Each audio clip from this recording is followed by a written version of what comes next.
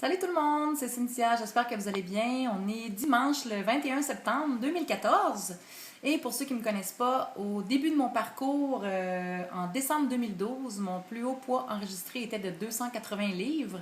Le jour de ma chirurgie bariatrique, la sleeve gastrectomie, le 23 août 2013, j'étais à 238 livres et aujourd'hui, je suis toujours à 158 livres, ce qui me fait un total de 122 livres de perdu. D'éliminés, je ne vais plus dire perdu. Et 80 livres d'éliminés depuis ma chirurgie. Et voilà, donc c'est ma mise à jour de ma semaine 56 post-op de la sleeve gastrectomie. Et c'est ça. Donc, bonjour tout le monde, vous allez bien? Il fait pas très beau aujourd'hui, c'est vraiment un week-end d'automne. On est passé directement des gougounes aux bottillons et aux foulards et aux petits gants qui commencent à sortir, à Rimouski en tout cas, mais je pense que c'est pareil un peu partout, donc on est dans l'automne. Donc ma semaine cette semaine, une bonne semaine, grosse semaine, très occupée. Je prépare ma conférence, comme vous le savez, qui va avoir lieu le 4 octobre prochain, ici à Rimouski, à l'hôtel Le Navigateur, dans le cadre du salon Vitalité et joie de vivre. Donc, ça aura lieu le 4 octobre, le samedi à 15h25. Une petite conférence de 25 minutes, 30 minutes. Mais ceux qui sont dans le coin, si ça vous tente de venir me rencontrer, je vais avoir un kiosque, le kiosque numéro 28, tout le week-end, le samedi et dimanche, dans le cadre du salon Vitalité et joie de vivre. Donc, vous pourrez venir me rencontrer et puis on pourra jaser de vos objectifs, de votre perte de poids et de ce que vous désirez accomplir. Alors, cette semaine, j'ai eu plusieurs messages qui m'ont donné envie de parler de certaines choses. J'ai souvent la même question qui revient. Et cette question, c'est comment tu fais pour garder le cap? Comment tu fais pour rester motivé? C'est quoi tes trucs? As-tu des petits conseils à nous donner? Je pense qu'à long terme, ce qui fait que je tombe pas et que je retourne pas à mes anciennes habitudes, c'est que je laisse pas tomber mes outils. Mon coffre à outils, je l'ai bien rempli, puis c'est important en cours de route de ne pas laisser tomber ce qui nous a permis d'arriver où on est.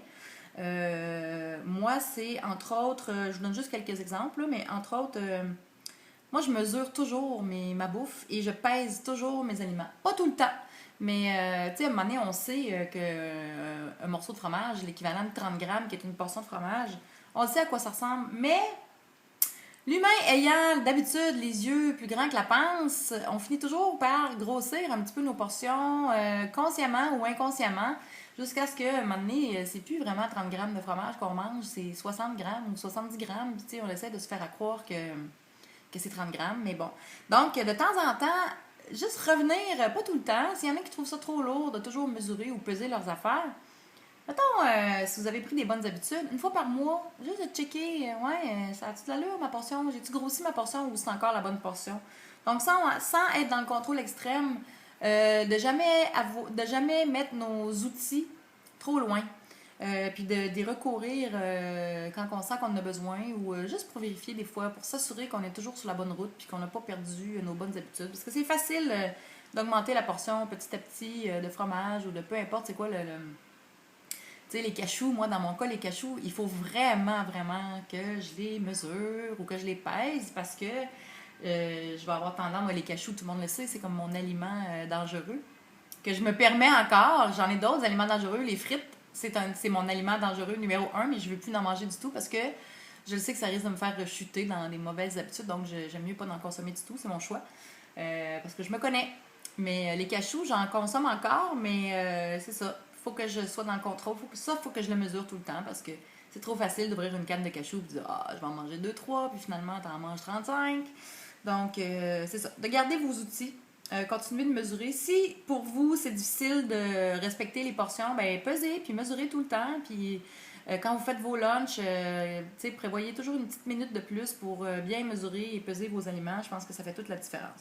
Planifier. Planification, planification, planification, planification. Il y en a qui disent ah, moi, ça me gosse, planifier. J'haïs ça. Moi, je me laisse inspirer à l'épicerie. Ben, c'est beau de se laisser inspirer à l'épicerie quand on est en parcours de perte de poids, mais on va-tu se laisser inspirer par les bonnes affaires, tu sais? Je pense que ça vaut vraiment la peine de faire un petit effort pour planifier. Moi, ma façon de planifier, je n'ai pas d'argent ce temps-ci, j'ai pas de salaire. Je vis pas mal sur le crédit, donc ma façon de planifier, mais je l'ai toujours fait. Moi, mes filles ont grandi avec l'épluchage du Publisac le samedi, donc, ou le mercredi, là, le jour qui rentre. Je regarde pas toutes les circulaires, je regarde IGA, Maxi et Métro, parce que c'est les 3 épiceries auxquelles je vais. Et donc, je prends ces 3 circulaires-là, le reste, j'en ai rien à cirer, je le fous dans le recyclage, mais ces 3 circulaires-là, je les regarde. Et puis, je regarde qu'est-ce qui est en spécial. Ça me donne des idées de bouffe. Premièrement, ça me permet d'économiser. Puis, deuxièmement, souvent, ça va m'inspirer des idées selon ce qui va être en spécial et qui me tente. Donc, je commence par planifier comme ça. Je regarde mes publicitaires. Je me dis, OK, cette semaine, c'est du poulet qui est en spécial. OK, je pourrais faire ça, je pourrais faire ça, je pourrais faire ça. Donc, je commence déjà à penser à qu'est-ce que je veux faire à manger. Et je regarde mon inventaire de ce que j'ai. Par exemple, si je veux faire une recette, si je veux faire, mettons, des côtelettes de porc en mijoteuse, style aigre douce, ben, je vais regarder est-ce que j'ai tous les ingrédients que j'ai besoin. Sinon, je vais les planifier. Donc, planifier, faire votre liste, puis vous y tenir. Moi, quand je vais à l'épicerie, là, je fais pas toutes les rangées si j'ai pas besoin, à moins que j'ai pas réussi à m'inspirer à bien planifier ce que je veux faire, puis qu'il y a encore quelque chose que je me dis, il faut que je trouve autre chose. Mais sinon, je fais pas le tour de toutes les rangées. Je prends ce que j'ai besoin, je m'en tiens à ma liste et je me mets des œillères pour pas voir tout ce que je veux pas acheter finalement, pour pas me laisser tenter. Donc, autre chose, allez pas faire l'épicerie quand vous avez faim. Non, non, non. Ça, c'est une grosse erreur. Puis quand on le fait, on le regrette souvent. Un, ça nous coûte plus cher. Deux, on achète des choses qu'on va regretter. Puis trois, on va manger des choses qu'on veut pas manger. Donc, allez pas à l'épicerie quand vous avez le ventre creux. Et surtout pas, allez pas chez Costco si vous avez le ventre creux, parce qu'avec leur dégustation à tous les coins de rangée, vous avez le temps d'ingurgiter 2000 calories avant de ressortir du Costco. Donc, c'est toutes des petites choses, des petits détails, des petites calories qu'on mange à gauche, à droite, qui font toute la différence sur la balance à la fin de la semaine. Tu sais, les petites calories en extra que vous notez pas, puis que vous vous permettez, même si ça paraît minime, ben si vous le faites 5 fois par jour, 6 fois par jour, ou 3 bouchées par jour, même, ça dépend c'est quoi, ça a un impact. Donc, il faut apprendre à être honnête envers soi-même, puis à tout noter ce qu'on mange, même si ça ne tente pas, même si on a fait une petite connerie, qu'on a mangé un chocolat qu'on voulait pas manger, ou un gâteau, ou peu importe. Assumez-le, notez-le, comme ça, votre journée ne sera pas scrap, et puis vous allez avoir la chance de contourner l'obstacle sans culpabilité, dans le sens où si vous calculez votre écart, que vous le rentrez dans ce que vous avez mangé, dans votre inventaire, vous savez exactement où vous en êtes. Puis des fois, on voit ça très grave d'avoir fait un faux pas puis d'avoir mangé quelque chose qu'on voulait pas manger. Puis quand on le calcule, on se rend compte que finalement, Colin, je peux m'en sauver pas trop pire. Puis non, ça n'aura pas d'impact parce que le reste de la journée, ben, au lieu de manger des pâtes, je vais manger du poulet meg avec des choux de Bruxelles, puis je suis correcte, tu sais. Fait que des fois, ça permet d'éviter de la culpabilité qui n'est pas nécessaire, puis qui va vous faire avoir d'autres comportements néfastes le reste de votre journée, alors que vous auriez très bien pu sauver votre journée sans qu'il y ait aucun impact suite à l'écart que vous avez fait. Donc, soyez honnête avec vous-même. Je pense que c'est un des outils les plus importants d'être honnête avec soi-même, de ne pas se mettre la tête dans le sable, de ne pas faire l'autruche, puis d'assumer ce que vous faites. C'est ça qui va vous permettre d'arriver au succès. Il n'y a personne qui a des parcours parfaits. Moi, la première, mais il y a des façons de gérer nos écarts, puis nos petits glissements. Donc, assumez-les, puis assumez-les, vraiment. Donc, ça. Une autre façon de garder le cap, ben moi, je vous en parle souvent de mon application MyFitnessPal. C'est une application que j'ai téléchargée dans mon téléphone. Et c'est une application qui permet c'est un registre, en fait, de tout ce que vous faites, de tout ce que vous mangez, tout ce que vous buvez, de vos exercices. Et quand vous entrez votre profil, vous entrez votre âge, votre taille, vos objectifs. Voulez-vous perdre du poids? Voulez-vous muscler? Qu'est-ce que vous voulez comme objectif? Voulez-vous perdre 1 livre par semaine, 2 livres par semaine? Bien sûr, il faut avoir des objectifs réalistes et réalisables et pas des objectifs qui vont vous amener vers la frustration et la privation, mais si vous complétez bien votre profil en étant, encore une fois, honnête avec vous-même et que vous êtes réaliste, optimiste, avec des objectifs qui ont de l'allure, pas des objectifs trop extrêmes qui vont faire que vous n'allez pas tenir la route. MyFitnessPal, il y en a d'autres applications, mais moi j'en ai essayé beaucoup, puis c'est vraiment la meilleure de toutes. Selon mon humble avis, là, il y a peut-être des gens qui ne seront pas d'accord, mais en plus, on peut scanner la bouffe avec la caméra du téléphone. Donc, pas besoin de calculer. Tu scannes ton produit, puis ça rentre automatiquement ce que ça doit rentrer dans ton inventaire de calories et de tout. Donc, j'utilise cet outil-là. Encore aujourd'hui, il n'y a rien que je consomme, même mon petit thé ici, il n'y a rien que je consomme sans le rentrer dans MyFitnessPal. Et ça fait que j'ai la conscience tranquille.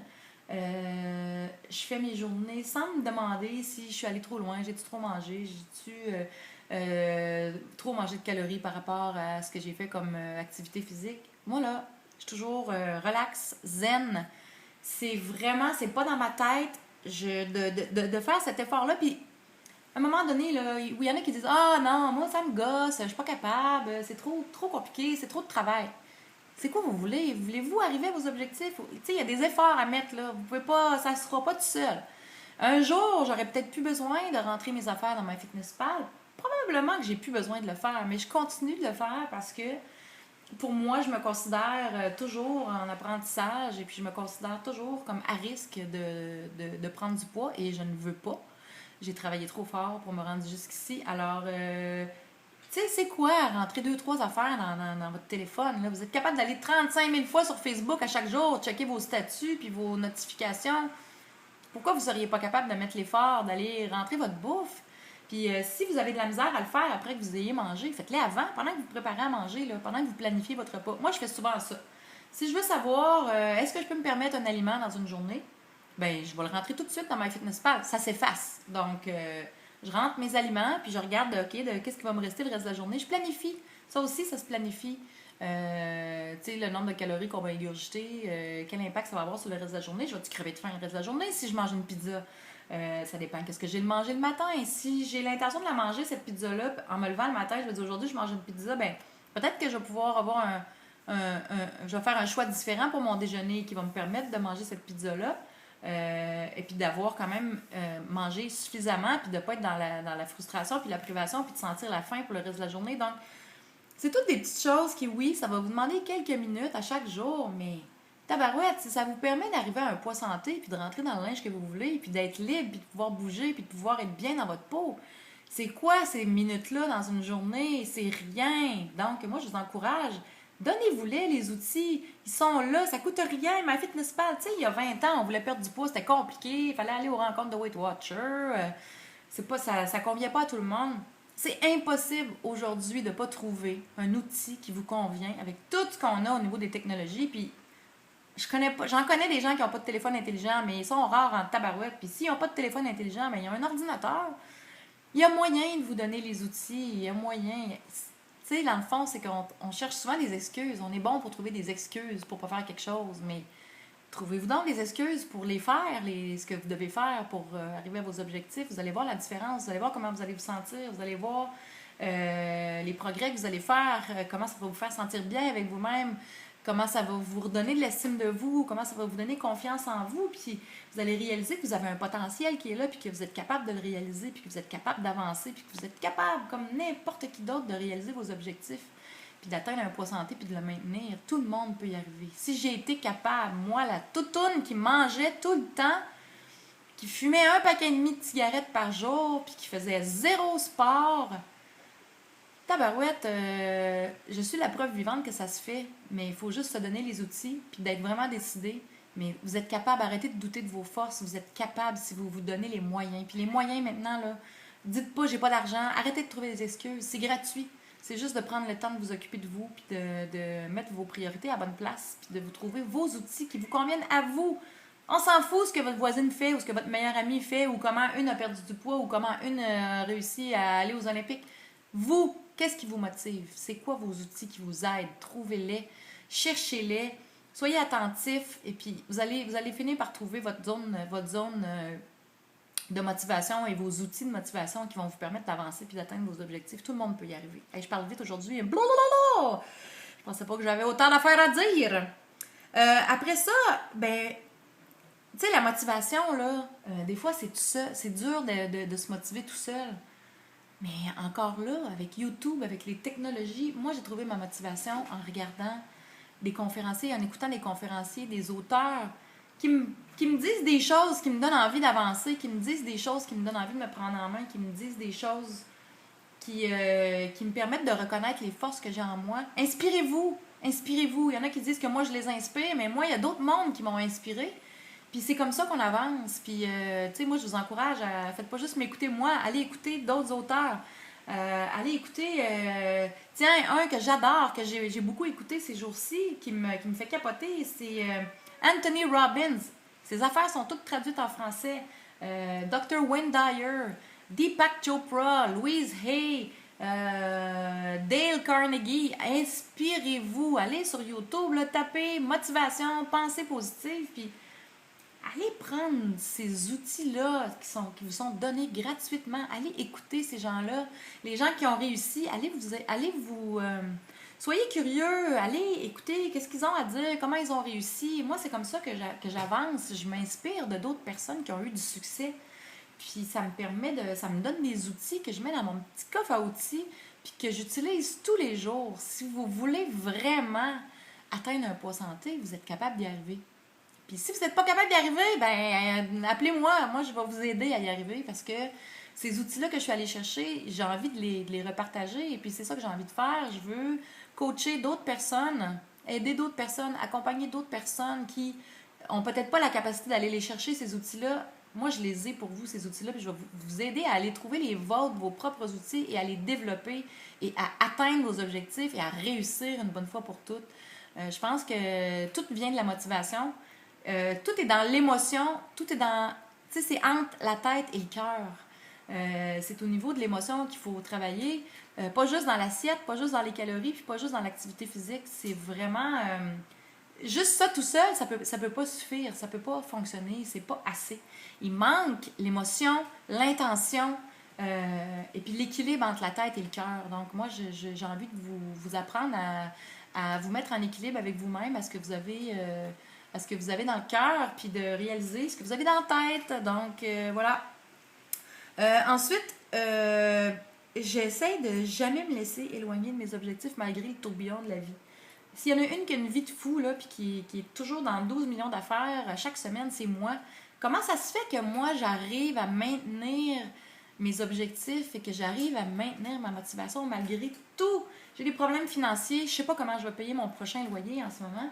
Je suis à l'école à temps plein, je travaille sur un projet, je suis en train de monter une conférence, je travaille sur des projets de groupe de soutien, je fais des formations en même temps en dehors, je donne des cours de percussion. Comment ça se fait que moi, qui travaille, si je mets tout ça ensemble, là, je ne sais pas combien d'heures je peux être par semaine, mais je peux vous dire que je me repose pas beaucoup. Comment ça se fait que si moi j'arrive à faire ça et à maintenir le cap, qu'est-ce que j'ai de différent des autres? J'ai rien de différent de vous. C'est juste que je me suis mis je mets mon focus sur ce qui est important pour moi et puis je me laisse jamais dérouter de ça. Je laisse jamais les émotions négatives, les trucs pas le fun qui m'arrivent, les obstacles et tout ça, je laisse jamais ça venir s'interposer entre moi et mes objectifs, entre moi et la vie que je suis en train de me créer. Puis oui, ça se fait. Ça se fait. C'est juste d'être toujours dans la pleine conscience de ce qui se passe autour de nous, puis d'être dans la pleine conscience de nos comportements.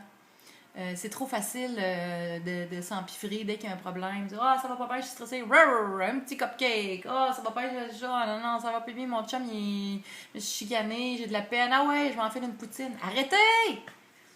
Au lieu de faire ça, là, au lieu de manger vos émotions, ben prenez le temps de les décortiquer, vos émotions. Prenez le temps de les vivre, premièrement. Arrêtez d'essayer de les étouffer avec de la bouffe. Arrêtez de les manger. Puis faites stop. Ça, c'est pas long, là. Ça, c'est un petit processus qui prend quelques secondes. Juste de dire, OK, stop. Qu'est-ce qui se passe, là? Qu'est-ce qui se passe, là? Je m'en vais me bourrer à la face, là. C'est-tu vraiment ça que je veux? C'est-tu vraiment ça que j'ai besoin en ce moment? Est-ce que vraiment ça va m'aider? Juste de développer un petit mécanisme de défense quand vous êtes pour avoir des comportements à l'encontre de vos objectifs. Puis de vous demander, est-ce que c'est ça que vous méritez vraiment? Est-ce que c'est ça que vous voulez vraiment? Est-ce que ça va vous aider à atteindre vos objectifs?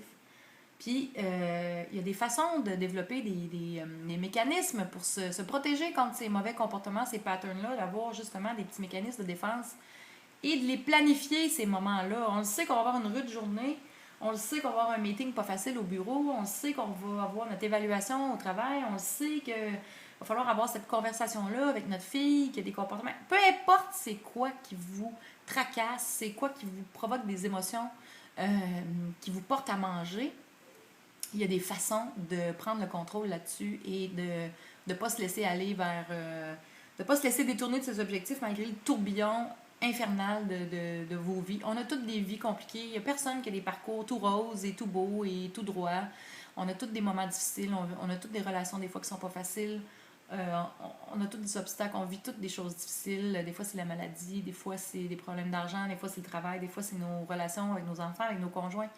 Il n'y a personne qui a une vie facile. La vie en soi, c'est pas facile, mais ça vaut la peine, par exemple, de passer au travers en étant fort, puis en se donnant des outils pour être motivé. Oui, ça c'est possible. Puis c'est ça qui fait qu'on se sent bien avec nous, puis qu'on est fier de nous, puis qu'on a le sentiment du devoir accompli. Donc, c'est ça. Il y a des façons de ne pas se laisser éloigner de ses objectifs. Et ça aussi, je peux vous aider à les découvrir, ces façons-là, et à les mettre en pratique dans le quotidien pour ne plus vous laisser enfirouapper par tout ce qui vous arrive et de rester en contrôle.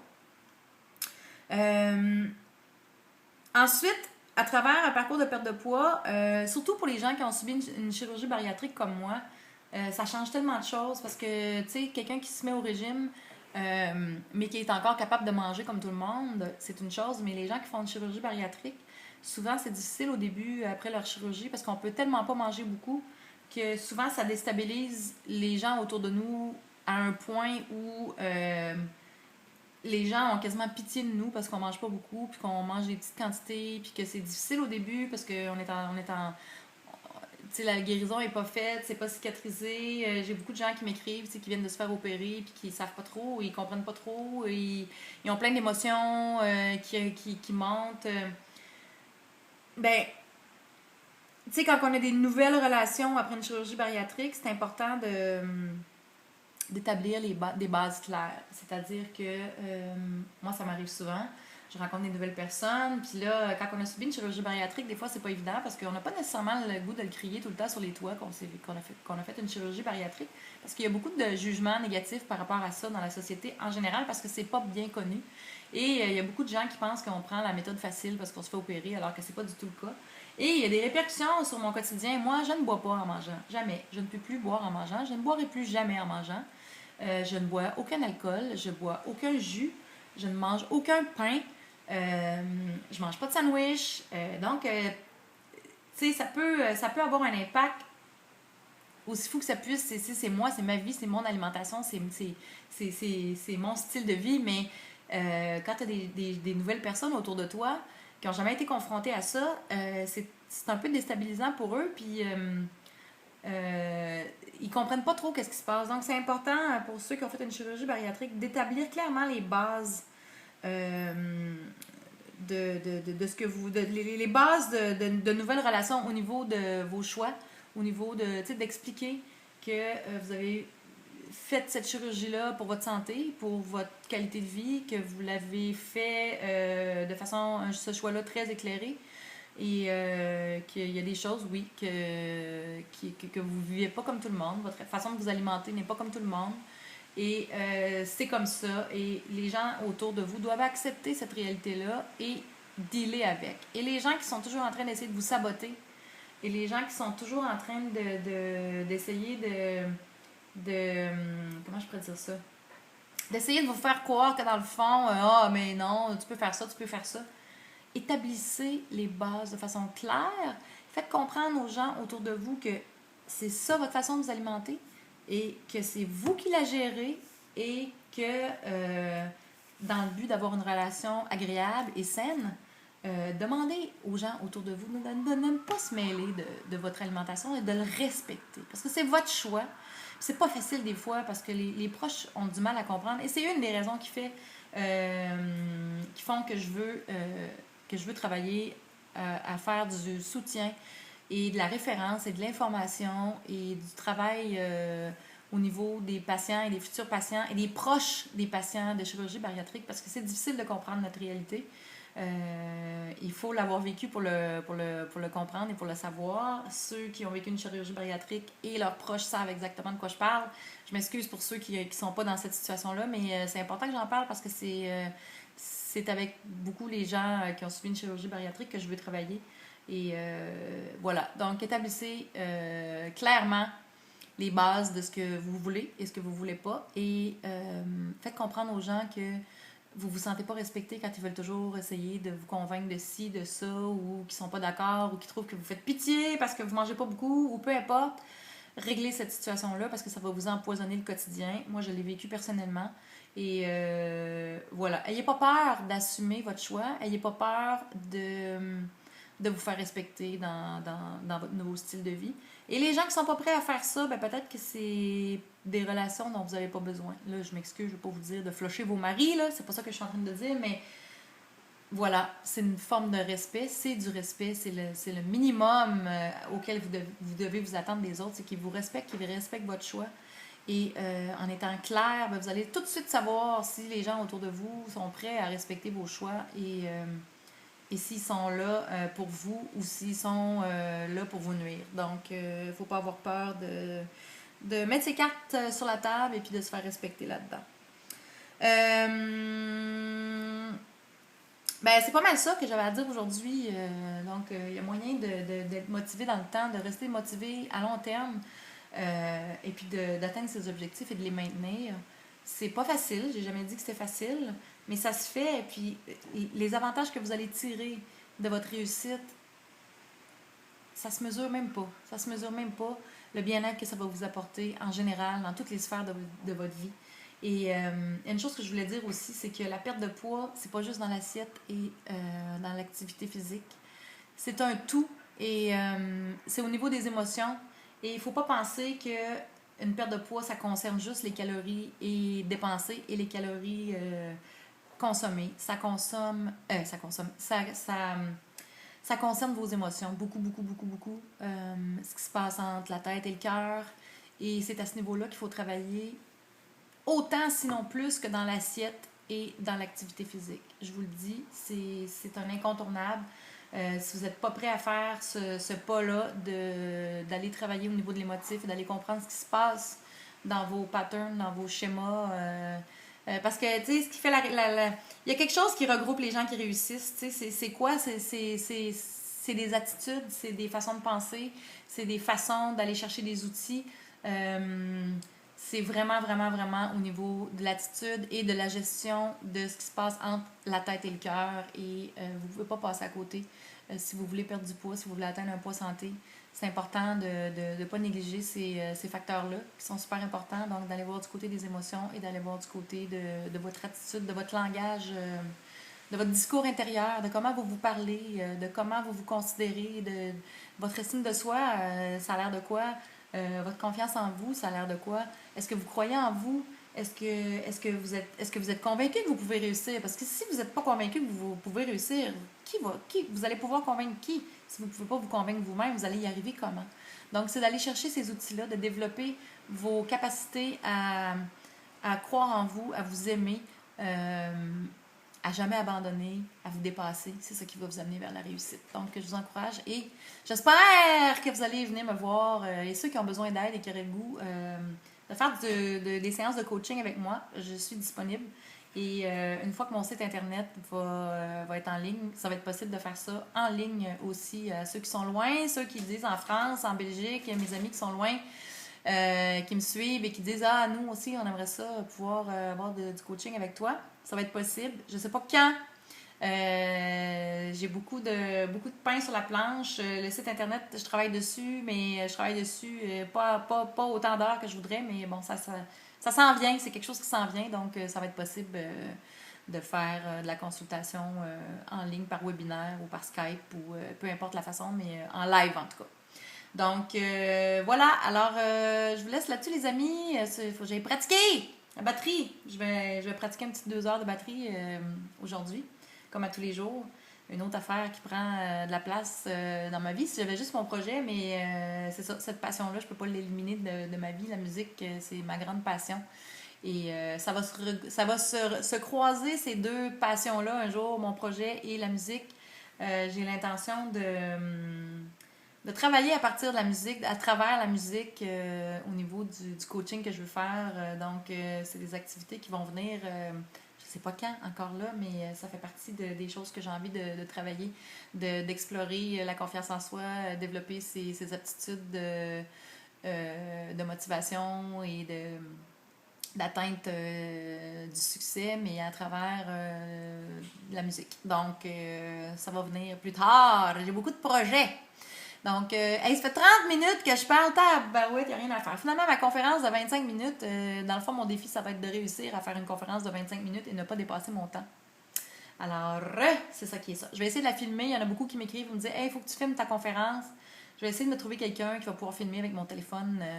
Moi aussi, j'aimerais bien voir ce que ça va avoir l'air. Donc, je vais tout faire pour que ce soit possible et que vous puissiez voir ça. Là, je la mettrai en ligne si j'ai pas trop dit de conneries pendant cette conférence-là et que j'ai pas... mais non, ça va bien aller, ça va bien aller. J'ai très hâte. Je prépare des petits trucs.